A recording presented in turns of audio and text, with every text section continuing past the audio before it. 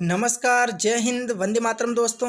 स्वागत है आप सभी का नॉलेज गुरु 1602 यूट्यूब चैनल पर। दोस्तों, यदि आप UP TET, C TET, super TET की तैयारी कर रहे हैं तो हमसे अवश्य जुड़िए। और आज से हम बाल विकास की बहुत ही महत्वपूर्ण श्रृंखला जो कि 30 प्रश्नों की है, जो आपके यूपी टेट एग्ज़ाम जो 28 तारीख को होने वाला है, बहुत ही हेल्पफुल रहेगा। आप अवश्य इस श्रृंखला को देखकर जाइए, आपको यहाँ से प्रश्न भी देखने को मिलेंगे। ठीक है दोस्तों, आइए प्रारंभ करते हैं। पहला प्रश्न है, बच्चे की बुद्धि लब्धि 90 से 110 के मध्य है तो वह है।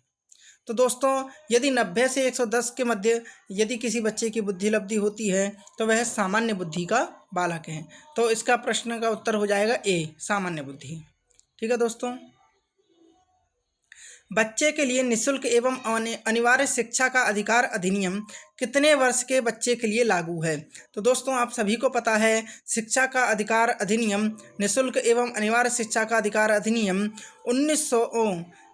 6 वर्ष से 14 वर्ष के लिए बच्चों के लिए अनिवार्य है। ठीक है दोस्तों, तो इसका उत्तर हो जाएगा ए, 6 से 14 वर्ष के बच्चे के लिए। अगला प्रश्न है आपका, एक बच्चे की वृद्धि और विकास के अध्ययन की सर्वाधिक अच्छी विधि कौन सी है? तो दोस्तों, यदि किसी बच्चे की वृद्धि और विकास का अध्ययन हम करेंगे तो सबसे अच्छी विधि मानी जाएगी विकासीय विधि। विकासीय विधि के अंतर्गत ही हम बच्चे की वृद्धि और विकास का अध्ययन करेंगे। ठीक है दोस्तों, तो इसका उत्तर हो जाएगा सी।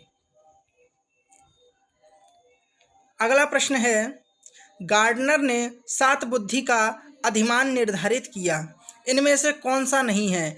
दोस्तों, गार्डनर ने 7 प्रकार की बुद्धि बताई थी, जिनमें से एक बुद्धि इनमें नहीं है, जो कि भावात्मक बुद्धि है, जो कि गार्डनर ने नहीं बताई थी। बाकी स्थान संबंधी बुद्धि, अंतर्वैयक्तिक बुद्धि, और दोस्तों इन्होंने एक और बुद्धि बताई थी, अंतरावैयक्तिक बुद्धि और भाषात्मक बुद्धि, और अन्य 4 बुद्धियां भी बताई थीं। तो इसका उत्तर हो जाएगा बी, भावात्मक बुद्धि गार्डनर ने नहीं बताई। ठीक है दोस्तों, अगला प्रश्न है, यदि एक बच्चे की मानसिक आयु 5 वर्ष तथा वास्तविक आयु 4 वर्ष है तो उस बच्चे की बुद्धि लब्धि क्या होगी? तो दोस्तों, आइए हम लोग बुद्धि लब्धि को एक बार निकाल करके आपको सिखा देते हैं। यदि किसी बच्चे की मानसिक आयु 5 वर्ष, तो दोस्तों इसका सूत्र है मानसिक आयु बटे वास्तविक आयु गुणे 100। तो देखिए, मानसिक आयु दोस्तों के बच्चे की कितनी है? 5 है। वास्तविक आयु 4 है। ठीक है, तो हमें इसकी बुद्धि लब्धि निकालनी है। तो देखिए दोस्तों, 500 बटे 4 हो जाएगा, और 4 से जब काटेंगे तो 125 बार कट जाएगा। तो आपका उत्तर कितना हो जाएगा? 125। ठीक है दोस्तों, उम्मीद है आपको समझ में आया होगा। ठीक है दोस्तों, तो आइए, तो यदि किसी बच्चे की मानसिक आयु 5 वर्ष तथा वास्तविक आयु 4 वर्ष है तो उस बच्चे की बुद्धि लब्धि 125 होगी। ठीक है दोस्तों, आइए आगे चलते हैं। मनोविज्ञान शिक्षा का आधारभूत विज्ञान है, यह किसने कहा था? दोस्तों, मनोविज्ञान शिक्षा का आधारभूत विज्ञान है, यह बात स्किनर महोदय ने कही थी। तो आपका उत्तर हो जाएगा बी। 7वां क्वेश्चन है, हिंदी अक्षरों को बालक किस आयु में पहचानने लगते हैं? तो दोस्तों, हिंदी के अक्षरों को जब बालक 5 वर्ष का हो जाता है तो वह पहचानने लग जाता है, इसलिए आपका उत्तर हो जाएगा सी, 5 वर्ष। एलेक्सिया, दोस्तों मिसप्रिंट हो गया है। एलेक्सिया क्या है? तो दोस्तों, पढ़ने की जो अक्षमता है उसे एलेक्सिया कहा जाता है। तो आपका उत्तर हो जाएगा ए। दोस्तों, यह फर्स्ट रिवीजन है, इसलिए हम यहाँ पर व्याख्या नहीं करेंगे। क्वेश्चन नंबर 9 है, पियाजे की औपचारिक संक्रियात्मक अवस्था किस आयु अवधि तक मानी जाती है? दोस्तों, जीन पियाजे ने विकास की 4 अवस्थाएं बताई थीं। पहली थी इंद्रिय जनित गामक अवस्था, जो कि जन्म से 2 वर्ष तक थी। उसके बाद आती है पूर्व संक्रियात्मक अवस्था जो कि 2 से 7 वर्ष थी। उसके बाद आती है मूर्त संक्रियात्मक अवस्था जो कि 7 से 11 वर्ष थी। और चौथी अवस्था थी अमूर्त संक्रियात्मक, जिसे औपचारिक संक्रियात्मक अवस्था भी कहते हैं। यह थी 11 वर्ष से ऊपर, अथवा इन्होंने 15 दिया है तो हम 15 पर भी टिक कर सकते हैं। तो पियाजे की औपचारिक संक्रियात्मक अवस्था किस आयु अवधि तक मानी जाती है? तो 11 से 15 वर्ष तक। उत्तर हो जाएगा डी। अगला क्वेश्चन है, गर्भ में बालक को विकसित होने में कितने दिन लगते हैं? दोस्तों यह तो बहुत ही प्रसिद्ध क्वेश्चन है, आपको अच्छे से पता होगा कि गर्भ में बालक को विकसित होने के लिए 280 दिन लगते हैं। तो आपका उत्तर हो जाएगा 10 का बी। अगला क्वेश्चन है, किस मनोवैज्ञानिक ने अपने 3 वर्षीय पुत्र का अध्ययन किया था? तो दोस्तों जब आपने पेस्टोलॉजी को पढ़ा होगा तो आपने उनकी थ्योरी में यह भी पढ़ा होगा कि पेस्टोलॉजी ने अपने 3 वर्षीय पुत्र पर अध्ययन किया था। तो इसका उत्तर हो जाएगा ए। 12वां क्वेश्चन है, बालक का विकास होता है। दोस्तों आपको पता ही है कि बालक का विकास के दो नियम हैं।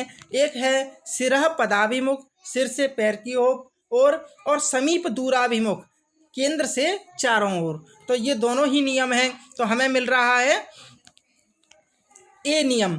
ठीक है दोस्तों, पैर से सिर की ओर कोई विकास नहीं होता, इसलिए दोनों ओर से न तो सी आंसर होगा और ना ही बी आंसर होगा। इसका आंसर होगा ए विकास, बालक का विकास कैसे होता है? सिर से पैर की ओर। ठीक है दोस्तों, तो आपका उत्तर हो जाएगा ए। 13वां क्वेश्चन है, विकास के संबंध में गलत कथन है। दोस्तों देखिए, विकास सार्वभौमिक प्रक्रिया है, बी आंसर बिल्कुल सही है। इसने पूछा है गलत कथन। तो देखिए पहले हम सही कथन को डिस्कस कर लेते हैं। तो देखिए बी है, सार्वभौमिक प्रक्रिया है। जी बिल्कुल, विकास जो है एक सार्वभौमिक प्रक्रिया है। कोई भी मानव हो या कोई भी जीव हो, वह विकास अवश्य करता है, इसलिए सभी प्राणियों में विकास होता है, इसलिए विकास सार्वभौमिक प्रक्रिया है। दूसरा है सी कहता है दिशा, जो विकास है वो सिर से पैर की ओर होता है। तो दोस्तों हमने एक विकास का सिद्धांत पढ़ा था, सिरह पदाभिमुख, सिर से पैर की ओर होता है, तो ये भी सही है।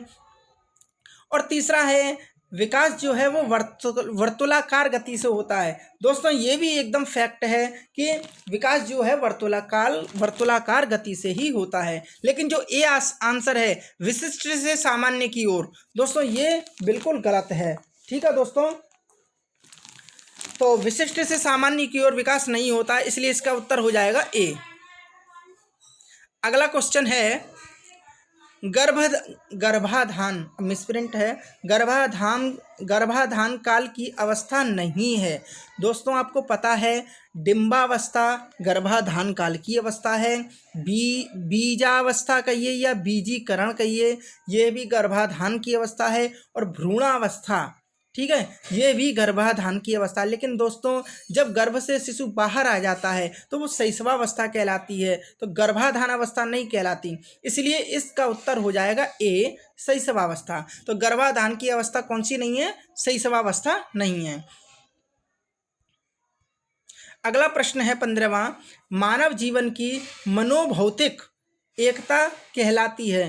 दोस्तों मानव जीवन की मनोभौतिक एकता क्या कहलाती है? तो दोस्तों मन तथा शरीर का विकास। ठीक है दोस्तों, इसका उत्तर हो जाएगा मन तथा शरीर का विकास ही मनोभौतिक अवस्था कहलाएगी। अगला प्रश्न है, गर्भ में सर्वप्रथम निर्माण होता है। बहुत ही चर्चित प्रश्न है दोस्तों, गर्भ में सर्वप्रथम सिर का निर्माण होता है, इसलिए इसका उत्तर हो जाएगा बी। अगला प्रश्न है दोस्तों 17वां, जन्म के समय शिशु में कितनी हड्डियां होती हैं? मोस्टली लगभग सबको पता होगा। जन्म के समय दोस्तों बच्चे में 270 हड्डियां होती हैं, तो 17 का आंसर हो जाएगा सी। अगला प्रश्न है, बालक अपनी मां को पहचानना प्रारंभ कर देता है। दोस्तों जब बालक 3 माह का हो जाता है तो अपनी माँ को वह पहचानना प्रारंभ कर देता है। तो इसका उत्तर हो जाएगा डी, 3 माह। 19वां क्वेश्चन है, बालक के जन्म के समय शिशु के मस्तिष्क का भार कितना होता है। दोस्तों जब बालक जन्म लेता है तो उस बालक के जन्म के जो मस्तिष्क का भार है वह 350 ग्राम होता है, इसलिए इसका उत्तर हो जाएगा बी, 350 ग्राम। 20वां क्वेश्चन है, कल्पना जगत में विचरण होता है। तो दोस्तों जब बालक किशोरावस्था और शैशवावस्था दोनों ही अवस्था में होता है तब वह कल्पना में खोया रहता है, कल्पना जगत का विचरण करता है, इसलिए 20 का उत्तर हो जाएगा डी। 21वां क्वेश्चन है, बालक मुख्य रंगों की पहचान कर लेता है। दोस्तों जब बालक 5 वर्ष का हो जाता है तो वह मुख्य रंगों की पहचान करना प्रारंभ कर देता है, इसलिए इसका उत्तर हो जाएगा 21 का ए, 5 वर्ष। 22वां क्वेश्चन है, छोटे छोटे वाक्यों को बोलना तथा 3 पहियों की साइकिल चलाना यह कार्य किस अवस्था में होता है। दोस्तों आपको पता ही होगा, शैशवावस्था में बालक इस कार्य को नहीं कर सकता है, किशोरावस्था में तो स्वतः ही कर लेगा।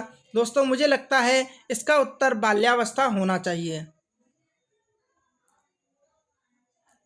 दोस्तों शैशवावस्था ही इसका उत्तर सही होगा, क्योंकि शैशवावस्था का काल जो होता है वह जन्म से लेकर के 6 वर्ष का होता है, इसलिए 6 वर्ष की अवस्था में तो बच्चा आराम से 3 पहिए की साइकिल चलाता है, इसलिए इसका उत्तर हो जाएगा 22 का ए, शैशवावस्था।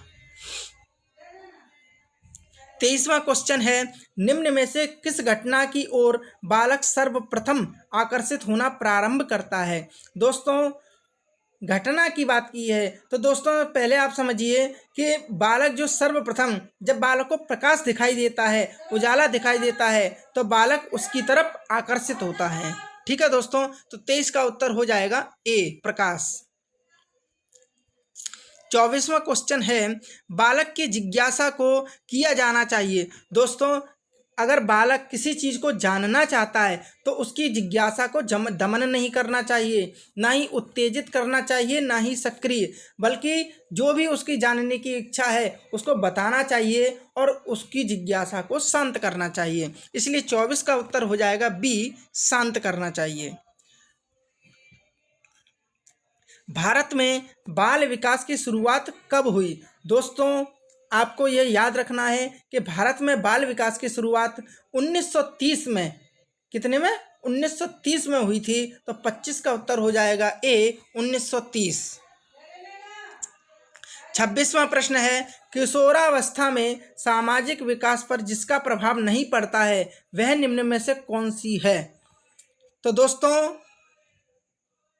असुरक्षा, जी हाँ, किशोरावस्था में सामाजिक विकास पर असुरक्षा का प्रभाव नहीं पड़ता है, क्योंकि बालक किसी भी तरह लड़ झगड़ जाता है, अपनी एकदम ऊर्जा शक्ति में रहता है, एकदम तनाव की अवस्था में रहता है, इसलिए बालक जो रहता है असुरक्षा की भावना को बिल्कुल भी नहीं, असुरक्षा की भावना बिल्कुल भी प्रभाव नहीं डालती है, तो इसका उत्तर हो जाएगा सी, असुरक्षा। क्वेश्चन 27 है, किशोरावस्था में चरित्र निर्माण से जो अवस्था संबंधित है वह निम्न में से कौन सी है। तो दोस्तों किशोरावस्था में चरित्र निर्माण से संबंधित अवस्था है, पहला ए दिया है परंपराओं को धारण करने की अवस्था, बी है आधारहीन आत्मचेतना की अवस्था, तीसरा है आधार युक्त आत्मचेतन अवस्था या स्वकेंद्रित अवस्था। तो दोस्तों आधारहीन आत्मचेतना की अवस्था, ठीक है दोस्तों, अर्थात बालक किसी को भी अपना आधार न मानते हुए अपने आप को और अपने मन की ही सुनता है, इसलिए किशोरावस्था में चरित्र निर्माण में जो अवस्था है वह है आधारहीन आत्मचेतना अवस्था। 28वां क्वेश्चन है, विकास व्यक्ति में नवीन विशेषताएं और योग्यताएं प्रस्फुटित करता है, यह कथन किसका है। दोस्तों यह कथन हरलॉक का है, विकास व्यक्ति में नवीन विशेषताएं और नवीन योग्यताएं प्रस्फुटित करता है, इसका उत्तर होगा ए, हरलॉक। ठीक है दोस्तों, अब 29वां क्वेश्चन है, किशोरावस्था एक नया जन्म है, इसमें उच्चतर और श्रेष्ठतर मानव विशेषताओं का जन्म होता है। यह कथन किसका है? दोस्तों, किशोरावस्था एडोलसेंस जो शब्द है यह स्टैनली हॉल ने ही दिया था और किशोरावस्था का जनक भी स्टैनली हॉल को ही माना जाता है। तो किशोरावस्था एक नया जन्म है, इसमें उच्चतर और श्रेष्ठतर मानव विशेषताओं का जन्म होता है। यह कथन स्टैनली हॉल का है। आपका सही उत्तर हो जाएगा 29 का सी। और आज का लास्ट क्वेश्चन है, किशोरावस्था आदर्शों की अवस्था है, सिद्धांतों के निर्माण की अवस्था है, साथ ही जीवन का सामान्य समायोजन है। यह परिभाषा किसने दी है? तो दोस्तों, यह परिभाषा दी है जीन पियाजे ने। किशोरावस्था आदर्शों की अवस्था है, सिद्धांतों के निर्माण की अवस्था है, साथ ही जीवन का सामान्य समायोजन है। यह सिद्धांत दिया था जीन पियाजे ने। तो 30 का उत्तर हो जाएगा बी। तो दोस्तों, आज की श्रृंखला यहीं समाप्त होती है। यदि आपको यह सीरीज अच्छी लगी हो तो आप चैनल को लाइक, शेयर एवं सब्सक्राइब अवश्य करें। धन्यवाद दोस्तों। जय हिंद, वंदे मातरम।